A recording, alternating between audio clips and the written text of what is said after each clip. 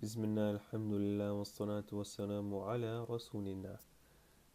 Okay, so we concluded saying that in the last video that the supernoun has four main properties, and of the four properties, we're going to talk about i'rab, which are grammatical states.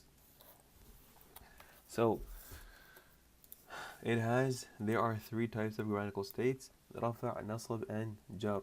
Usually, the rafa' is represented by the dhamma found at the end of the noun. The nasab is represented by the fatha found at the end of the noun, and the jar is represented by the kasra found at the end of the noun. However, I want to emphasize something here. So these states, this one is called marfu', the rafa one is called marfu', sorry. The nasab one is called mansub, and the jar one is called majroor.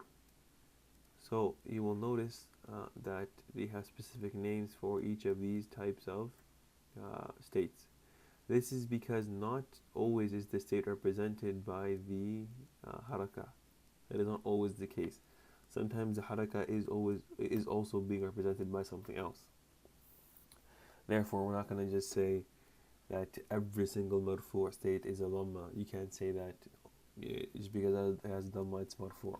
Sometimes it might have something which seems like it falls into one of these, but you have to know your rules well, and by that you can determine what category it goes into. Okay? But generally speaking, these symbols, these haraka go with their category. And why are these important? Because knowing which category a noun is in, let's say you have marfu', it's going to tell you how it's interacting in a sentence.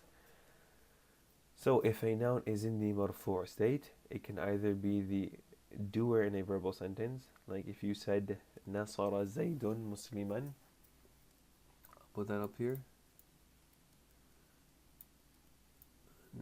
Nasara, excuse my writing. Oh, it's quite difficult on a computer actually.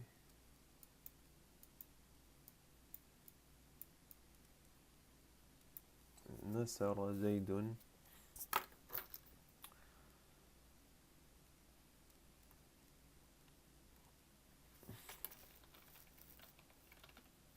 nasara zaydun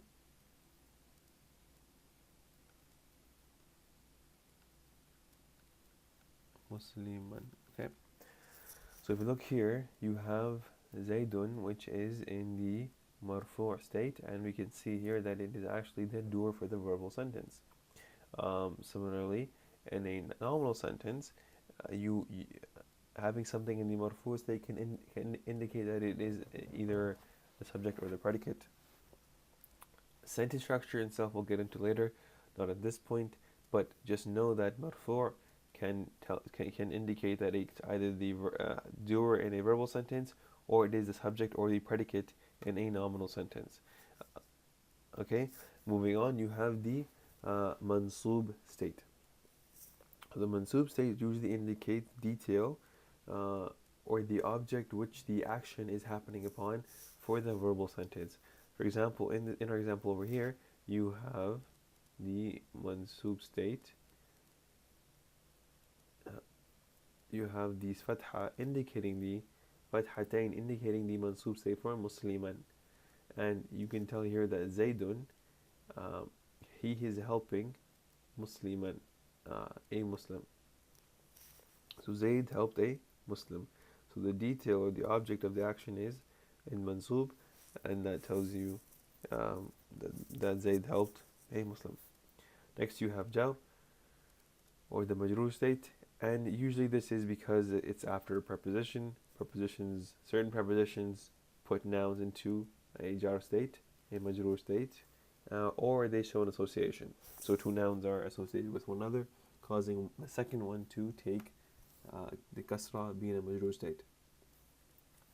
All of these, for these two, we will get into in separate videos, so don't worry about this too much. And in terms of all of these, while they may seem complicated, just interacting with them and using them in sentences makes it much easier.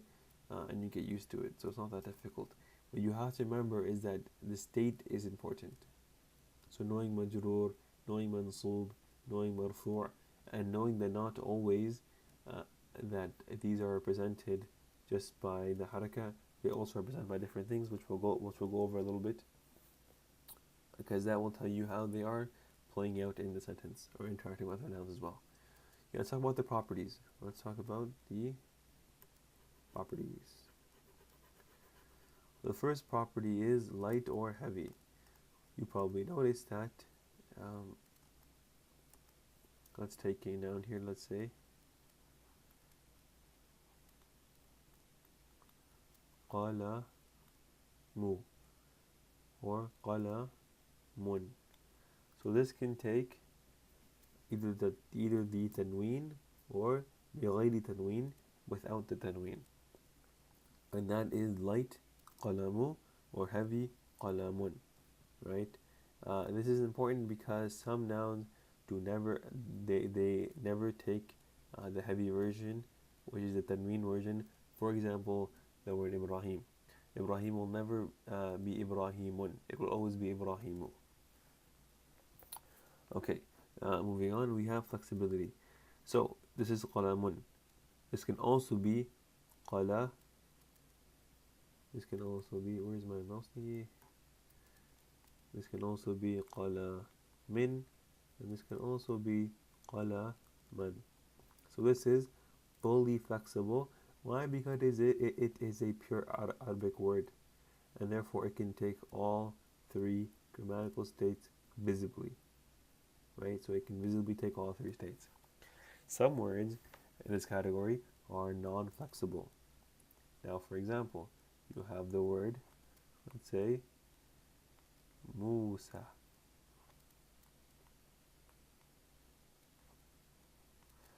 Musa will never take, even if something is causing it to go into a marfu state or a majroor state, meaning it is causing it to use, what we would expect to take the dhamma, take the dhamma or take the kasra.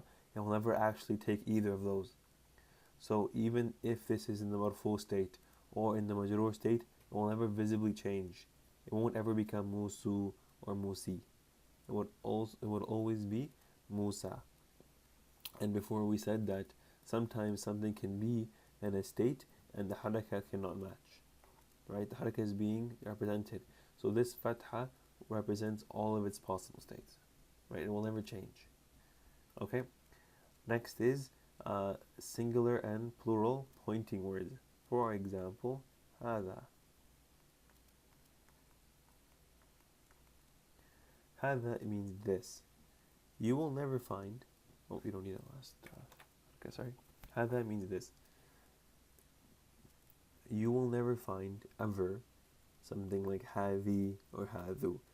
Similarly, these are not flexible, meaning that the haraka cannot change at the end. Okay? And last but not least, we have ism mawsul. These are connecting words. They provide more information. They're like a description in place of a person.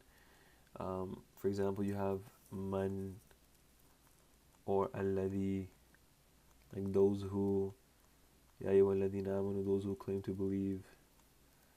So alladhi, these kind of words will never once again change their haraka. So these are completely non-flexible. So we had make it a mess. We had fully flexible.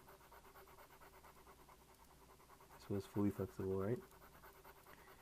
Meaning, what did we say? We said that it can take all three states, which were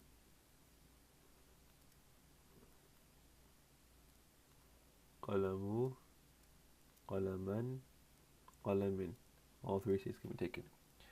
Then we said that you had non-flexible words like Musa, Hada, Man alladhi, and all these different categories we talked about, which do not change their haraka, even if they are in that state. Okay? So Musa will never be Musi, or Musu. Only Musa, Hada doesn't change either. Lastly, we have lastly we have partially flexible. Can I? Cool, that works. We have partially flexible words. This means, as you can tell from the word, that it can change its haraka only a little bit. Okay. So the first one here is female names. So we have Aisha.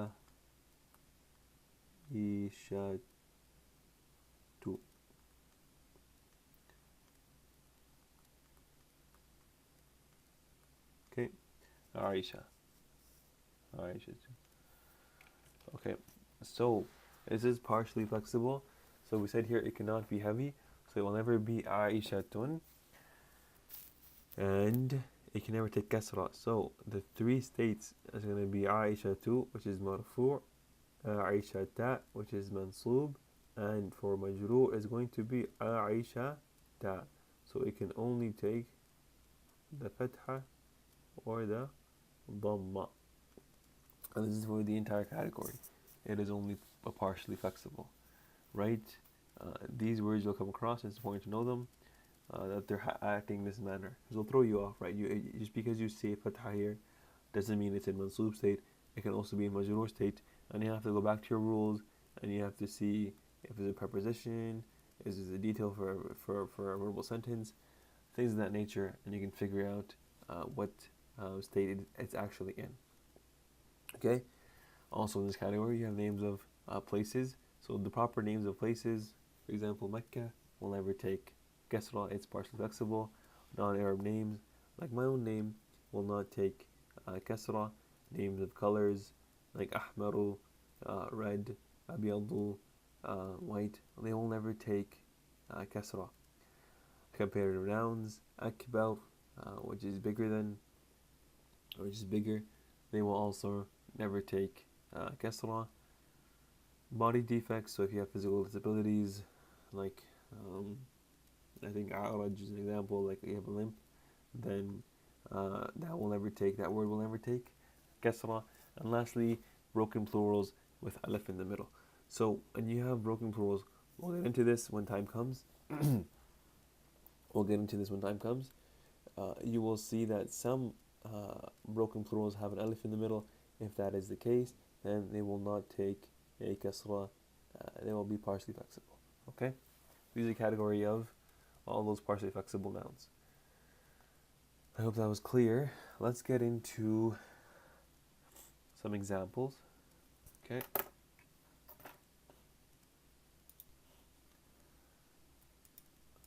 So if we look at this, we have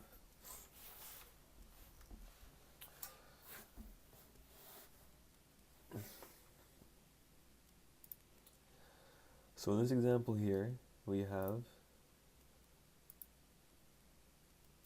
the word kitabun, which is a book. By the way, nouns in their normal state usually they'll start off with the dhamma. So a normal, regular noun with no rules on it is going to be tanween with dhamma. So you have kitabun, marfu' default state. Okay? It can also be mansub, which is going to be kitaban. Now notice how the alif is there.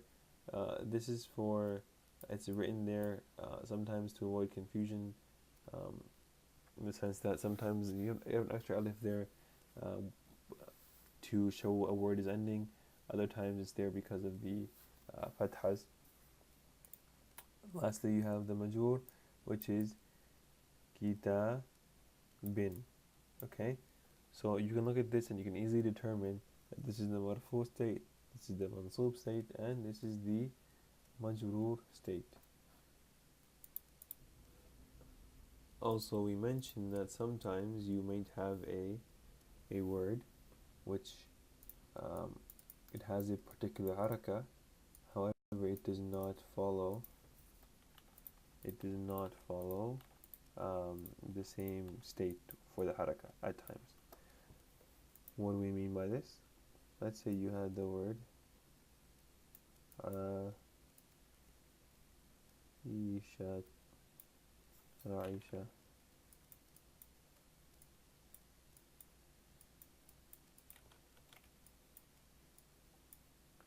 عائشة.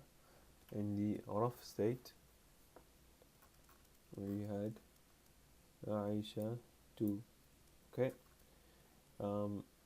In the mansub state you will have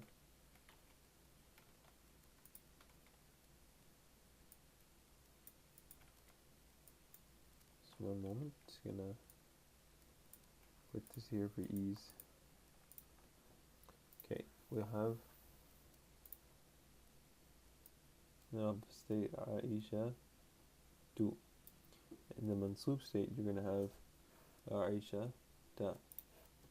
In the mansub state you have the fatha here, okay, as expected. And in the majrur state you have also a fatha here. So now